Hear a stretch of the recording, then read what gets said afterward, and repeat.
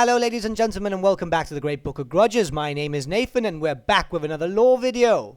Today's topic will be the Everchosen himself, Archaon.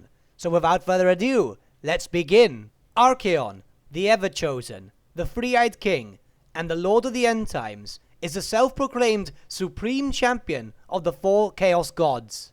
And that title is rightfully his, for he is the one who ushered in the End Times and ended the Warhammer world as we know it. But before this man became the chosen son of Chaos and ushered in the End Times, he had another name and lived another life. You see, the man who would later become known as Archaon the Everchosen was born inside the confines of the Empire. Archaon was born in a small village called Dwarf on the coast of Nordland, and was the result of a Nordic raiding party towards the town where his mother was repeatedly raped. The village was sacked, and Archaon's mother was left for dead. However, she was found by her husband and her children while she was still clinging to life, and later gave birth to the raider's bastard son. Birthing such a child proved to be too much for this woman, and she died shortly after childbirth.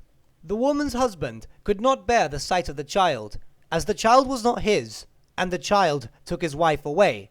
Because of this, the child was abandoned and almost savaged by the wolves of Lorelon. However, it seemed like fate was not to allow the child to die, as a local priest called Hieronymus Dagobert appeared and drove off the wolves. Hieronymus took pity on the small child, taking the small baby under his wing and raising him, even giving him a name. From then on, the small child was to be known as Diedrich. Diedrich was a devout child, and due to his northern heritage, grew tall and strong. When he was of age, Diedrich became a squire to Sieur Castor, who was a Templar of Sigmar. However, his tutelage under the Templar was not to last long, as Castor died after falling into a pit trap in the Drakewald forest, then being devoured by the local night goblins, who had also killed Diedrich's fellow squire, Niels. Diedrich barely survived. However, as fate would have it, he had retrieved Castor's sword, Terminus, and his warhorse, Oberon, and was able to escape. He then took it upon himself to return Castor's belongings to his now widow. However, she did not have any interest on keeping her former husband's belongings, and allowed Diedrich to keep them. She also bequeathed to him the surname Castor, and with her sponsorship, he was able to join the prestigious Order of the Twin-Tailed Orb. Interestingly enough, the man who would later become the Everchosen was quite the fanatical follower of Sigmar, and had no problem cutting down the Agents of Chaos and the presumed Agents of Chaos, even if they were small children. Diedrich followed his knightly duties without question, until several years later, where his life would change forever. Diedrich had found himself fighting a war band of beastmen, which, for the powerful knight with Norscan blood flowing through his veins, had no issue dispatching. However, he was wounded when his weapon clashed against that of a beastman, and a shard of warpstone pierced his eye. Now normally, even a small shard of warpstone would be damning to any mere mortal. However, Diedrich was no mere mortal, as Norscan blood flowed through his veins, and thus the essence of chaos was already inside of him. Shortly after recovering from this ordeal, he had learnt of his true heritage, that his mother was a woman of Nordland, and his father was actually a man of the North. This news horrified Diedrich beyond belief, but it wasn't until Diedrich had come across a specific set of writings that his road of damnation would not begin. Diedrich had stumbled across a number of books penned by the heretic Necrodomo the Insane. The writing spoke of a prophecy of a man who would become the Everchosen, one favored by all the Chaos Gods, and empowered to see the world remade in their image. And much to Diedrich's horror, it looks like he was to become the Everchosen himself.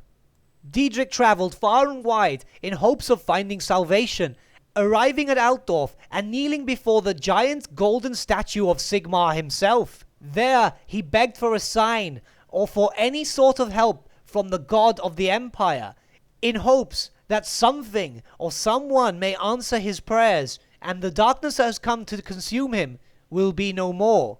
But as we know all too well, the statue stood silent, and Sigmar did not answer his prayers. His despair turned to rage, and he renounced the gods of the south. Yet surprisingly, also did not choose to serve the Chaos gods. Diedrich had sought to end his own life. However, the Chaos gods would not allow this, as the demon prince Be'lakor had been watching over the young Norscan for many, many years, even so far as to altering time, as Diedrich had actually died a number of times over the years.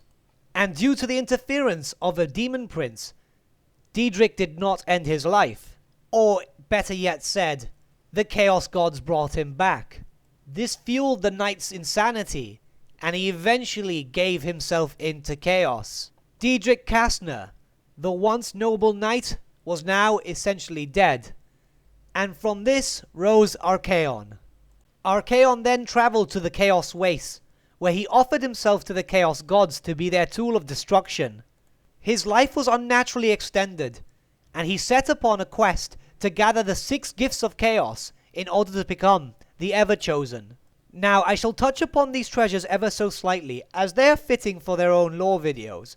These treasures are the Mark of Chaos Undivided, which marks the bearer as the chosen warrior of all the Chaos gods.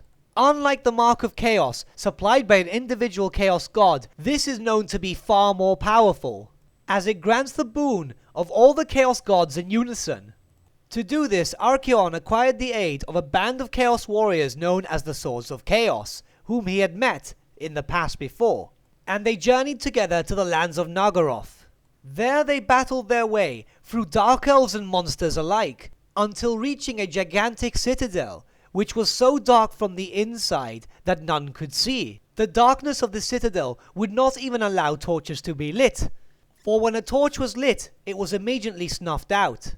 Unspeakable horrors lay within the darkness, but Archaon was unafraid, and he journeyed into the citadel alone.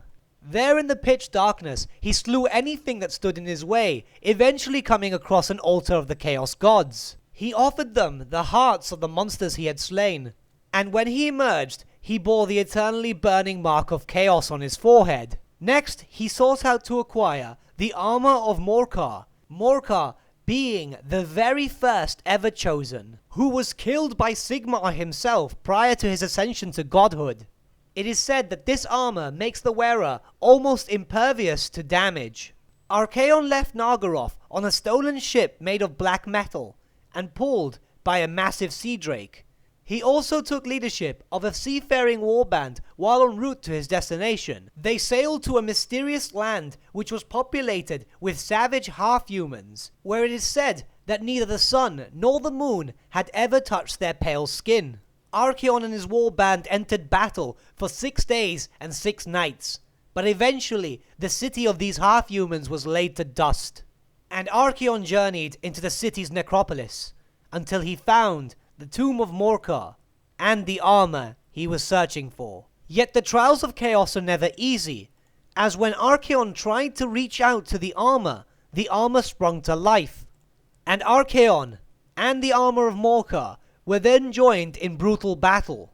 It had looked like the armor was going to best Archaon. However, Archaon did come prepared, for he cursed at the armor in the ancient language of the Umberogan tribe, which was the tribe that Sigmar Heldenhammer was born into and had used to defeat Morkar himself. This had stunned the armor, which allowed Archaon to banish the spirit of Morkar which was dwelling within. Archaon had now claimed his second treasure, and set off to claim the third, this being the Eye of Shirian, which was named after the sorcerer who discovered it. It is said that the Eye of Shirian grants prophetic powers. However, it is used in its full potential when placed inside the Crown of Domination, which then allows the user to predict and avoid the attacks of their enemies. The eye was found in the lair of a chaos dragon known as Flamefang. This dragon valued the eye far more than any of his other treasures, and Archaon placed his claim for the eye by smashing his axe into Flamefang's head. Man and dragon fought for what seemed to be an eternity, with Flamefang even swallowing Archaon whole. But the armor of Morkar protected him, and Archaon was able to hack his way out of the dragon. He had inflicted such grievous wounds on the dragon itself that Flamefang died of exhaustion and blood loss. Archaon then plucked the eye of Shirian from the dragon's belly and hung it around his neck as his rightful reward. Next, Archaon set his sights on the steed of the apocalypse, more commonly known as Dorghar, Gurshi Ishfak, and Yonterli. This was the demonic mount of Agramon. Archaon battled his way to Agramon's palace and sneaked inside. There he hid beneath a beast that was part man, part mammoth, and part insect. Archaon was able to track the demonic horse by its sulphurous stench. There Archaon vaulted into its back. The steed, obviously frightened, changed shape and burst into flames. However, Archaon was able to break the will of the demonic stallion and force it to serve him instead. He was then able to ride the steed of the apocalypse out of the realm of chaos.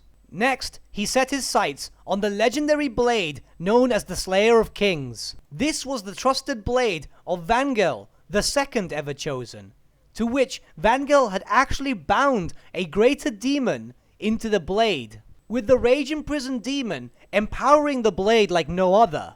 The blade was located atop a chimera-infested plateau, where he slew many chimera, and the local hordes and warbands saw these feats and decided to join him and aid him in dispatching the chimera hordes.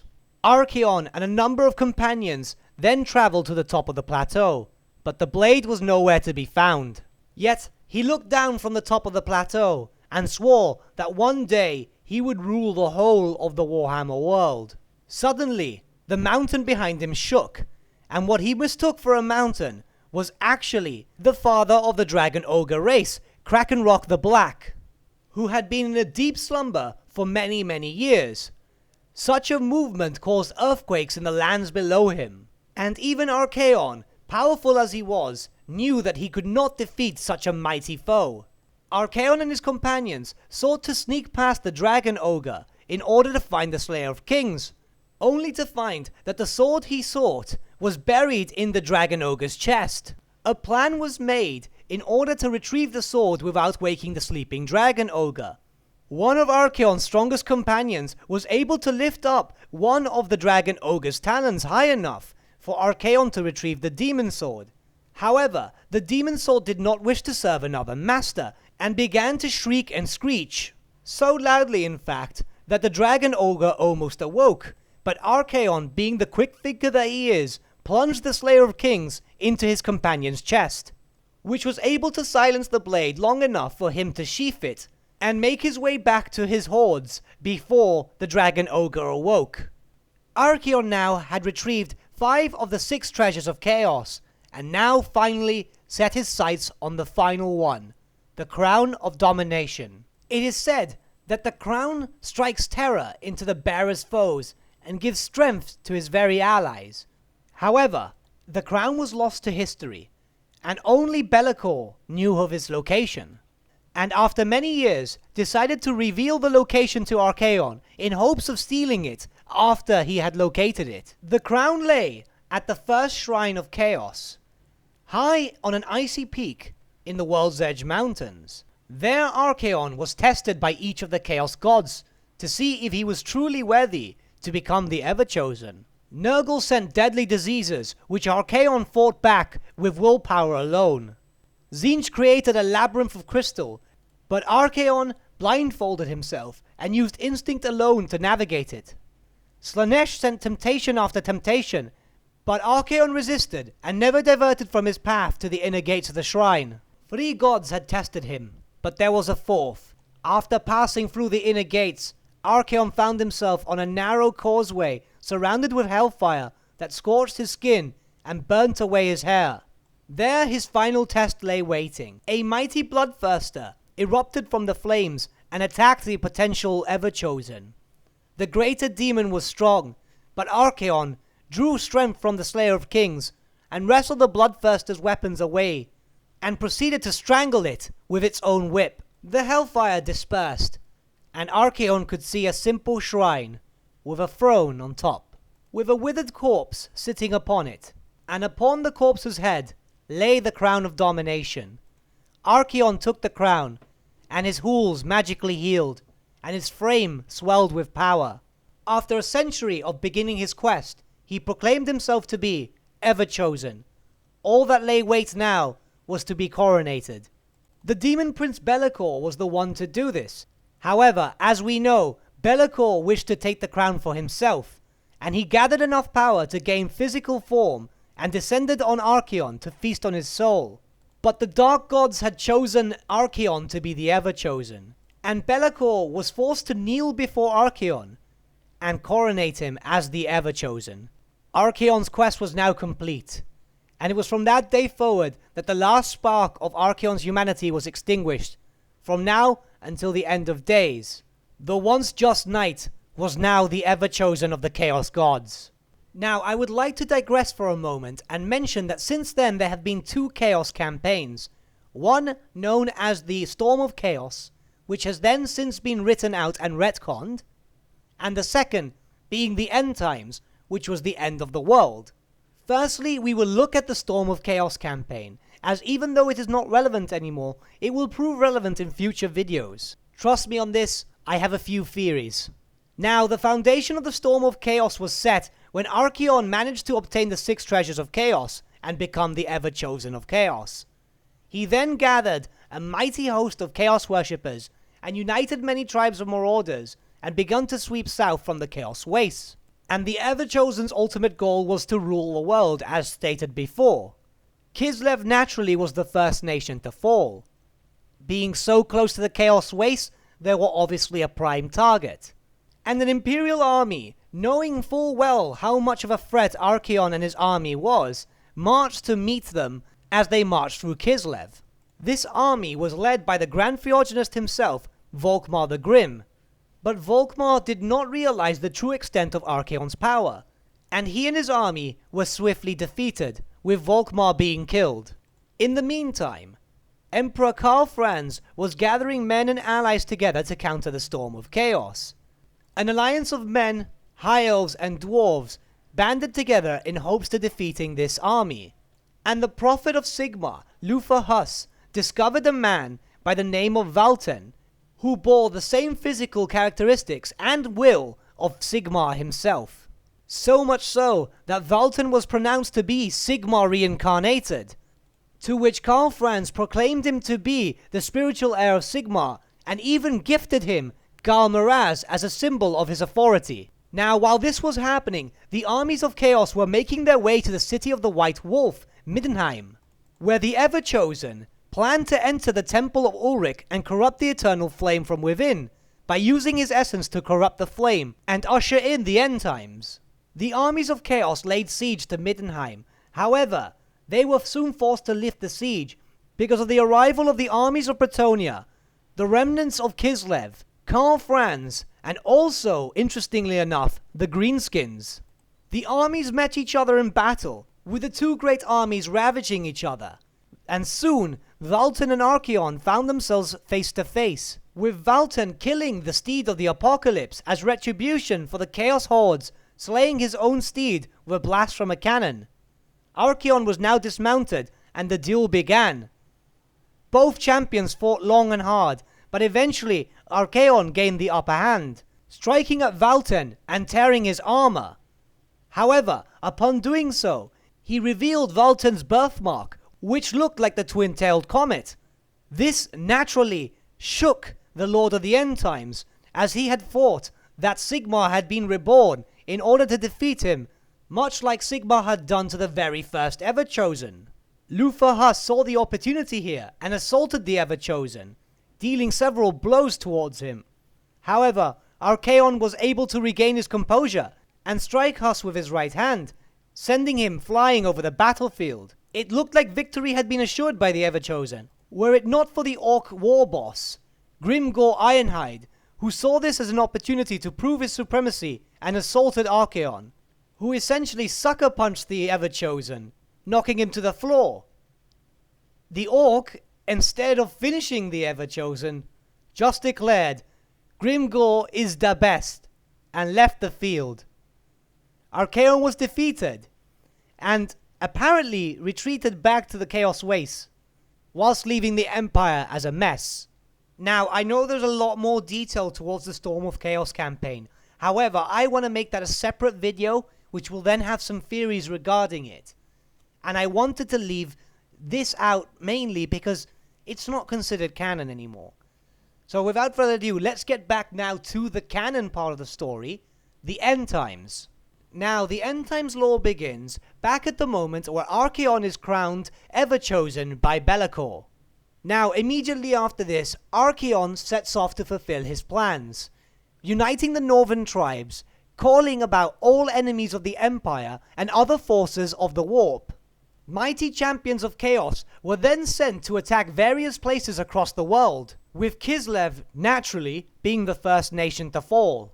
Archaon's forces fell upon Kislev like water on a rock, burning down whole cities and villages and leaving none alive. Even the mighty city of Kislev fell within a single night. The few remaining Kislevites rallied behind the Tsarina Catherine in an effort to hold back the hordes of chaos. But they were few, and the warriors of chaos seemed unending. Without any trouble, the hordes of chaos rampaged through what remained of Kislev, killing all that they saw. And Kislev was now no more. With this, the hordes of chaos had felt that they had been tested enough, and set their sights for their true enemy, the Empire. But the Supreme Patriarch Balthazar Gelt realized that they could not withstand the hordes of chaos, and thus raised a magical wall many miles that stood like a floodgate that held the hordes of chaos at bay. This magical wall could not fully stop the hordes of chaos though, as warbands led by particularly bloodthirsty or foolhardy chieftains scaled the towering walls and managed to raid some villages and besiege scattered fortresses. Other hordes of Norskans would evade the wall by traveling to the Empire by ship, and in seemingly seconds, Nordland was overrun by Northlanders. Interestingly enough, the Skaven and the Council of 13 had joined up with the Everchosen, as they felt that the Everchosen himself would bring their time of ascension. Archaon, obviously being a man of somewhat intelligence, knew that the Skaven would be a valuable ally more than they would be an enemy, as after all, the Skaven are true children of chaos, just as the Beastmen are. While this was happening, the great bastion that was created by Balthazar Gelt began to wane, as it required a constant stream of magic to maintain it. And with the revelation of Balthazar Gelt's supposed betrayal, the cult of Sigmar, which was by far the most powerful faction in the Empire, refused to continue participating in the rituals required to strengthen the wall. This led to a huge increase in the number of breaches, until eventually, within a few weeks, the bastion was finally torn down in multiple sections, and the hordes of chaos poured through, with Archaon and his forces now making their way to Middenheim. Just as Archaon's hordes marched, the defenders of Middenheim readied themselves for the horde's onslaught. Valten, herald of Sigmar, and the champion of the Empire, had ridden hard for Middenheim, seeking to bolster the city's defenses with his own mighty force. But the unexpected happened, where the Elector Count Boris Todbringer, consumed with his vendetta against his longtime rival Khazrak the One-Eye, against the better judgment of his nobles and the Knights of the White Wolf, decided to sally forth into the Drakwold to slay the beast once and for all. In his stead, he decided to make Valten the acting lord of all of Middenheim. But the loss of Boris Todbringer proved to be a great one, as the morale of the defenders of Middenheim weakened greatly without their Elector Count to inspire them. But Valten was determined, and felt that with the aid of Sigmar and Ulrich, the two greatest of the gods of the Empire, that he would be able to bring Archaon himself to battle and slay him. But Archaon knew of Valten well, and was equally determined to meet him in battle, so he could further prove the lie of the false idols he called gods. The battle was joined at the very walls of Middenheim itself, with both Northlanders and Southlanders dying in mass, and the Midlanders were able to hold back the hordes of chaos, for there was an ancient legend of their forefathers that told that the city of Ulrich would remain unconquered so long as the flame of the god burned. Yet, the flame would not be extinguished by the hands of chaos, but more by Teclis, the lore master of Ulfwan, who sought to steal the flame of Ulrich in order to revive his brother. However, this ended the god Ulrich, and thus assured Chaos's victory in Middenheim. The Midlanders let out screams of horror and sorrow as they saw their flame extinguished, but Vultan was still determined, and reaped a terrible toil from amongst the legends of the North, so much so that Archaon himself had taken the field, and sought Vultan directly. The Everchosen would taunt Vultan enough that they would finally meet in battle, and thus the Slayer of Kings and Galmaraz clashed again and again. The two would trade blows endlessly, until Gregor Martok, who had been filled with the last withered godspark of Ulrich, attempted to intervene, in an effort to curve the battle to Vultan's favour. However, Vultan did fall, not by the hands of Archaon, but by the hands of Vermin Lord Screech Verminking, who decapitated the Herald of Sigmar. The Eye of Shirian then flared like a dying star, and all who gathered around felt Archaon's godlike rage, a force unto itself that washed over all present as a wave of agonizing, incandescent heat that burnt away the smoke and drove back the shadow. The skies buckled with the three-eyed king's fury as a bolt of sorcerous lightning sundered the skies and smote the temple of Ulrich. Though the battle was won, Archaon was enraged, his anger being denied this prophesied battle between the Everchosen and the Avatar of Sigmar, but quickly turned his rage towards Gregor Martok, as he raised the Supreme Patriarch by the throat and slew him with his blade. Middenheim had fallen, and the remaining defenders tried to escape. However, the Norskens made pursuit, slaying all of them as they ran. Archaon's allies had laid waste to the rest of the Empire, the same as he had laid waste to Middenheim. All that was left was Averheim, the provincial capital of Averland. But that was also soon to fall, as the Chaos Horde set their sights towards it. Archaon, on the other hand, had a moment's rest, and he claimed the temple of Ulrich as his hall, his throne being forged from the bones of Ulrich's priests, and the hammer of Galmaraz set upon it as its trophy, a testament to the supremacy of the dark gods of the north over the deities of the south. There he received the supplications of warriors and demons who were oath-pledged before the gods to his service, and with the temple of Ulrich he had proven that Ulrich was a lie, and Sigmar will be proven a lie with the skull of Karl Franz. However, as Karl Franz lay mortally wounded, Sigmar Heldenhammer decided to intervene, and thus took over the dying emperor's body. Averheim found salvation in Sigmar Heldenhammer and the dwarves of Karak-Kadrin, but this only fueled Archaon's rage more, as he realized that the time for deception and feint had long passed, and now dawned the hour of murder and slaughter. He unsheathed his weapon and slew a greater demon of Tzeentch in order to use his blood as a sacrificial offering to the most powerful of the Chaos Gods, Khorne. Khorne in turn replied in kind, and summoned forth one of the most strongest bloodthirsters in his army, which had pledged its allegiance to Archaon, as such was the will of the Bloodfather. He then gathered his most brutal of warriors and set off, intent on destroying the last vestige of imperial resistance. Archaon's brutal host fell upon Averheim, and few could hold against them. Not even the combined might of the Imperials, Bretonnia, and the Dwarves could hold back the fury of the North, as they cut their way through the now dwindling numbers. As the battle raged on, Archaon set his sights towards the Emperor, leading a charge of bloodthirsty Norskens towards him. And with the Emperor in his sights, he raised his mighty blade, rode towards his enemy, but then stopped.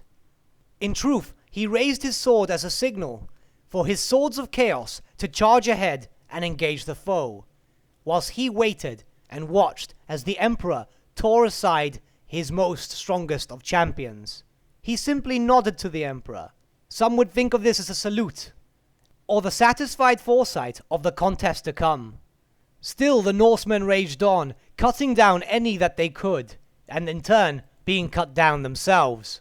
But many more Norskens would join the fray. Their numbers were endless, and the Imperials knew this. Yet as the battles raged, one stood above them all, Archaon the Everchosen, and Sigmar Heldenhammer, in the body of Karl Franz, were locked in a duel. They were almost physically equal to one another, with even their own mounts, Droghar for the Everchosen and Deathclaw for Sigmar, fighting with the same ferocity as their masters. Weapon would counter weapon, and spell would counter spell, until the hammer of Sigmar battered away Archaon's rune shield and thundered into the plate armor of the Everchosen. This made Archaon cry out in pain, a small victory for the god of the Empire. But this was to prove short-lived, as the Emperor's defenses were weakened, and the Slayer of Kings lashed out to take advantage. The Emperor's loyal steed, Deathclaw, saw the impending blow before the Emperor did, and threw himself in front of the Slayer of Kings, which killed the mighty griffin and sent the Emperor flying from its saddle. Archaon took advantage of this, and was on his foe the minute that he had fallen on the earth. The Emperor was mortally wounded, and Archaon slowly approached his beaten foe. He raised the Slayer of Kings and brought it down in a murderous arc, but the Emperor was quick and raised his hammer in a desperate attempt to guard against it. The two weapons met, and the Emperor was able to protect himself. So the Everchosen swung again. Once again, the Emperor lifted up his hammer in an effort to protect himself, but this time, Galmaraz exploded into 1,000 shards of light. The Emperor had been bested. Archaon, seeing the Emperor as wretched and unworthy of even the effort of killing, elected to deny him the honor of a warrior's death, declaring that no god favored him, nor cared if he lived or died. The remaining forces of the Empire were transported to Athaloran by Balthasar Gelt, leaving Ungrim Ironfist and his dwarves to cover their retreat, though they did not last long after. Archaon was content to stay in Middenheim for a while, yet still sent out armies to go and extinguish the last resistance to chaos. Perhaps Archaon knew that the now dubbed Incarnates were making their way to Middenheim, and thus he lay in wait for them. With the Incarnates was Sigmar once again, who had now fully manifested into the mortal plane. The Incarnates began battle against the Everchosen. First to fall was the Incarnate of Beasts, and then the Everchosen moved to engage Sigmar in single combat. Both were proved to be equal, yet Archaon fought on. Sigmar even tried to distract the Everchosen, lamenting that he, a son of a daughter of the Empire, may have been the sword that would have wiped the Empire clean of taint and led humanity into a bright new age. But this only infuriated Archaon more, and in his hatred he decreed the God King as a liar and a coward. In his frenzy he managed to disarm the God King. Archaon readied his demon blade for the blow that would kill a god.